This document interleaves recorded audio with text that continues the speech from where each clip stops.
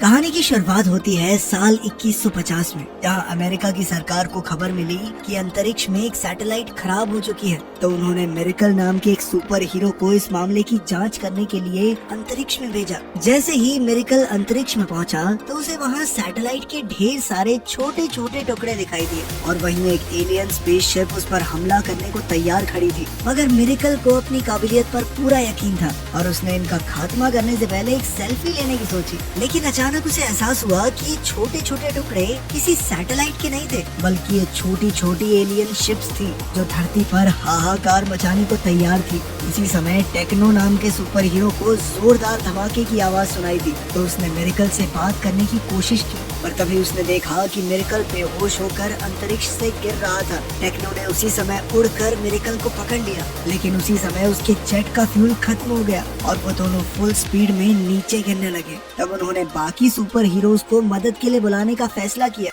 इसके बाद हम मिसी नाम की एक बच्ची को देखते हैं जो सुबह उठी तो उसने टीवी पर अंतरिक्ष में हुए हमले की खबर देखी। असल में उसके पिता मार्को हीरोइक्स ग्रुप के लीडर थे। अब मिसी ने उन्हें इस युद्ध में लड़ने से साफ मना कर दिया। दरअसल मिसी की मां के जाने के बाद मार्को ने अपनी बेटी से वादा किया था कि अब वो किसी युद्ध में हिस्सा नहीं लेगा, बल्कि सिर्फ हेडक्वार्टर्स में रहकर अपना काम करेगा। मार्को ने फिर से मिसी से यही वादा किया और उसे स्कूल छोड़ने के बाद हीरोइक्स हेडक्वार्टर में पहुंचा। वहाँ की डायरेक्टर मिसेस ग्रेनाडा ये फैसला करने वाली थी कि एलियंस का मुकाबला करने के लिए उन्हें किन हीरोज को भेजना चाहिए। उसने सोचा कि शार्क बॉय और लावा गर्ल इस काम के लिए सही रहेंगे, मगर जब मार्को ने बताया कि एलियंस की स्पेसशिप की तादाद उनकी सोच से बहुत ज्यादा है तो ग्रेनाडा ने धरती के सभी सुपर हीरोज को एक साथ भेजने का फैसला किया। ग्रेनाडा चाहती थी कि मार्को भी इस टीम का हिस्सा बने, पर मार्को ने ऐसा करने से मना कर दिया क्योंकि उसने अपनी बेटी से वादा जो किया था, मगर वो ये भी जानता था कि इस हालत में उसे अपनी नहीं बल्कि दुनिया की सुरक्षा के बारे में सोचना चाहिए।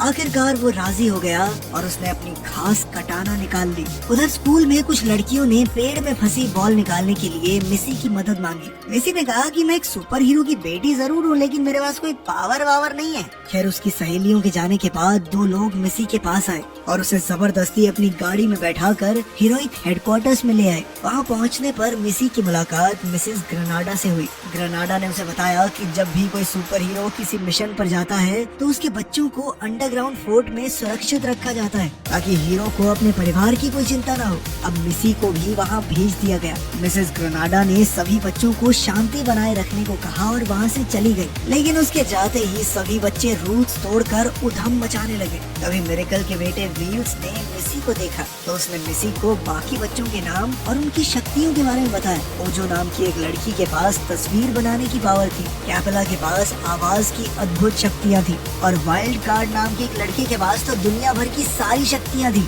बस वो उन पर काबू नहीं कर पाता था। कब कौन सी शक्ति काम करने लगे इस पर उसका कोई जोर नहीं था। बाकी सबकी पावर्स देखने के बाद बच्चों ने मिसी को उसकी शक्तियों के बारे में पूछा, मगर मिसी ने हिचकिचाकर बात बदल दी और उन्हें टीवी चलाने को कहा ताकि वो एलियंस और हीरोज की फाइट देख सके। उन्होंने टीवी पर देखा कि सभी हीरोज एक साथ तेजी से आगे बढ़ रहे थे, जहां हजारों की तादाद में एलियंस उन पर हमला करने को तैयार खड़े थे। पहले तो मिरेकल अपना बदला लेने के लिए आगे बढ़ा, लेकिन अचानक एक एलियन ने उस पर ऐसा जोरदार वार किया कि वो सीधा एक बिल्डिंग से जा टकराया। वहीं एलियंस ने शार्क बॉय को घेर कर उसे भी एक टीवी स्टेशन हेलीकॉप्टर पर दे मारा। फिर कुछ ही देर में उन्होंने शार्क बॉय को बंदी बना लिया। वहीं दूसरी ओर एक बिल्डिंग की छत पर मिरेकल को दो एलियन शिप्स ने कैद कर लिया। उसने भागने की कोशिश की, मगर अब उसके अंदर बिल्कुल ताकत नहीं बची थी और वो भी शार्क बॉय की तरह पकड़ा गया। जब लावा गर्ल ने अपने पति को इस हालत में देखा तो उसने अपनी शक्तियों की मदद से एलियंस की मदरशिप को तबाह करने का फैसला किया, मगर उसका आग का गोला गलती से टेक्नो को जा लगा और वो घायल हो गया, जिस वजह से एलियंस ने उसे भी बंदी बना लिया। फिर धीरे धीरे एक एक करके सभी हीरोज एलियंस की कैद में आ गए और अब उनका सामना करने के लिए सिर्फ मार्को ही बचा था। हालांकि मार्को सुपर हीरोज का लीडर था, पर वो जानता था कि वो अकेला इतने एलियंस की फौज का मुकाबला नहीं कर पाएगा। आखिरकार उसने अपने ब्रेसलेट के जरिए मिसी को अलविदा कहा और एलियंस की फौज की तरफ कूद पड़ा, जहां उसे भी जल्द ही बाकियों की तरह कैद कर लिया गया। आखिरकार सभी सुपर हीरोज के जाने के बाद प्रेसिडेंट ने टीवी पर आकर ऐलान किया कि उन्हें एलियंस का एक मैसेज मिला है। एलियंस चाहते थे कि सभी इंसान हार मानकर खुद को उनके हवाले कर दें, वरना वो पूरी धरती को तबाह कर देंगे और इसके लिए उनके पास सिर्फ 3 घंटे का समय था। प्रेसिडेंट के जाते ही मिसेस ग्रेनाडा टीवी पर आई और कहा कि अब वो लॉकडाउन शुरू कर रहे हैं, इसीलिए सभी बच्चों को अपनी जगह पर बैठे रहना होगा। मगर मिसी ने उसकी बात नहीं सुनी और उसने अपने साथियों को कहा कि एलियंस का हमला होने से पहले उन सबको यहाँ से निकलना होगा।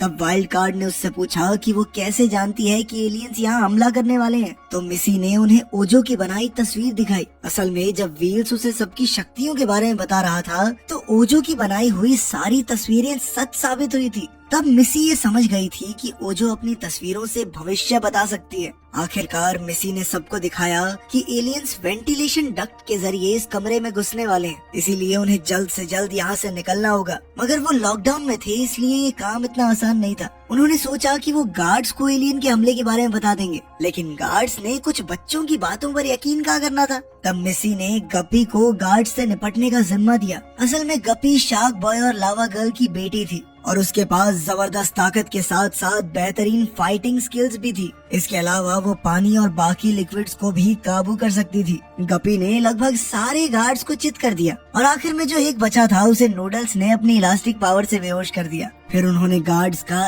एक्सेस कार्ड ले लिया और इसी दौरान एक गार्ड ने उठकर इमरजेंसी बटन दबा दिया, जिससे सभी दरवाजों पर अपने आप ताले लग गए और हेडक्वार्टर्स में सबको खबर पहुंच गई। अब वो कुछ नहीं कर सकते थे और कुछ ही पलों में एलियंस पाइपलाइंस के जरिए वहां घुस आए और वाइल्ड कार्ड को पकड़ लिया। वाइल्ड कार्ड को बचाने के लिए मिसी ने रिवाइंड को समय में पीछे जाने को कहा और ऐसा करते ही व्हील्स ने सिक्योरिटी गार्ड को अलार्म बजाने से रोक दिया और वो सब एलियंस के आने से पहले वहाँ से भाग निकले।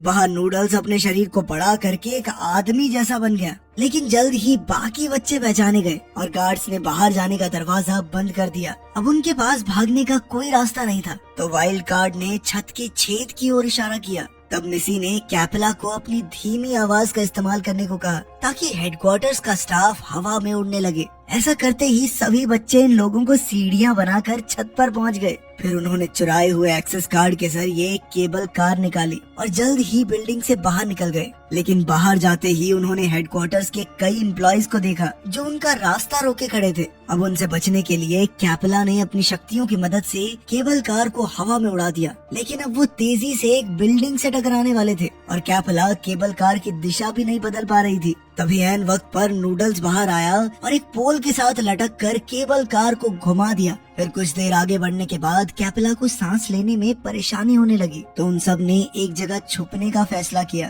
तब मिसी ने आइडिया दिया कि उन्हें उसकी दादी अनीता के घर चले जाना चाहिए। वो सब वहाँ पहुँचने ही वाले थे कि अंत में कैपेला की आवाज बिल्कुल बंद हो गई और वो तेजी से नीचे जाते हुए सीधा अनीता के गार्डन में जा गिरे। उनसे मिलने के बाद अनीता ने कहा कि एलियंस का हमला होने में सिर्फ 2 घंटे बाकी हैं, इसीलिए उन्हें अभी से तगड़ी ट्रेनिंग शुरू करनी होगी, क्योंकि अब धरती की सुरक्षा का जिम्मा उनके ही कंधों पर था। जल्द ही उनकी ट्रेनिंग शुरू हो गई और इधर मिसेस ग्रेनाडा को मिसी के खास ब्रेसलेट के बारे में पता चला, तो उसने इसे ट्रैक करके उसकी असली लोकेशन का पता लगा लिया। उधर वो सुपर हीरोज के बच्चे अपनी फाइटिंग स्किल्स के साथ साथ एक टीम की तरह लड़ने पर भी काम कर रहे थे। अब एलियंस का हमला होने में सिर्फ 1 घंटा बाकी था और तभी ग्रेनाडा के भेजे हेलीकॉप्टर्स वहां आ पहुंचे, जिसके बाद सभी बच्चे खुफिया सुरंग के रास्ते से फरार हो गए। वहीं अनीता बाकी सबका ध्यान भटकाने के लिए वहीं रुक गई। अब सुरंग में मिसी ने ओजा का आईपैड लिया और उसकी टॉर्च के जरिए आगे का रास्ता ढूंढा। वो एलियंस की मदरशिप तक पहुंचने का प्लान बनाना चाहती थी, पर तभी ओजो की बनाई तस्वीरें देखकर उसे एहसास हुआ कि एक स्पेसशिप तो उसके आसपास ही मौजूद है। कुछ ही देर में उन्होंने पास में ही मौजूद स्पेसशिप को ढूंढ निकाला। अब उन्होंने छुपकर एलियंस के बाहर आने का इंतजार किया और फिर जल्दी से शिप की तरफ भागे। लेकिन इससे पहले कि वो शिप तक पहुंच पाते, एलियन को इस बात की भनक लग गई और वो अपनी स्पेसशिप की ओर भागा। वो एक बच्चे को पकड़ने ही वाला था कि ऐन वक्त पर नूडल्स ने अपनी बाजू लंबी करके उसे मौत के मुंह से बचाया। फिर एलियन के शिप तक पहुंचने से पहले ही वो दरवाजा बंद करके अंतरिक्ष की ओर निकल गए। कुछ समय का सफर तय करने के बाद वो मदरशिप में पहुंच गए और उन्होंने अपने माँ बाप को ढूंढने का फैसला किया। लेकिन जाने से पहले व्हील्स ने कहा कि मिसी के ब्रेसलेट पर एक ट्रैकर है और इसी के जरिए ग्रेनाडा को उनकी लोकेशन का पता चला था। अब उन्हें भी मार्को की लोकेशन का पता लगाना होगा। कुछ देर बाद अपने माँ बाप को ढूंढते हुए अचानक उन्हें जमीन के नीचे से कुछ अजीब सी आवाज सुनाई देने लगी। उसी पल अचानक से एलियंस जमीन तोड़कर उन पर हमला करने आ गए। सभी बच्चे घबराकर आगे दौड़े, जहाँ उन्हें एक दरवाजा मिला। आखिरकार वो शिप के बीचों बीच जा पहुँचे थे, जहाँ एक बड़ा सा पिरामिड मौजूद था। उन्होंने देखा कि यूएसए का प्रेसिडेंट वहाँ घूमते हुए कुछ और लोगों से एलियन के हमले की बातचीत कर रहा था। प्रेसिडेंट के जाने के बाद ग्रेनाडा उनके पीछे से बाहर आई और सभी बच्चों को उनकी बहादुरी की शाबाशी दी। ग्रेनाडा ने कहा कि उनके भागने के कुछ ही मिनटों बाद एलियंस ने हेडक्वार्टर्स पर हमला किया था। अगर वो भागते नहीं तो वो उसी वक्त पकड़े जा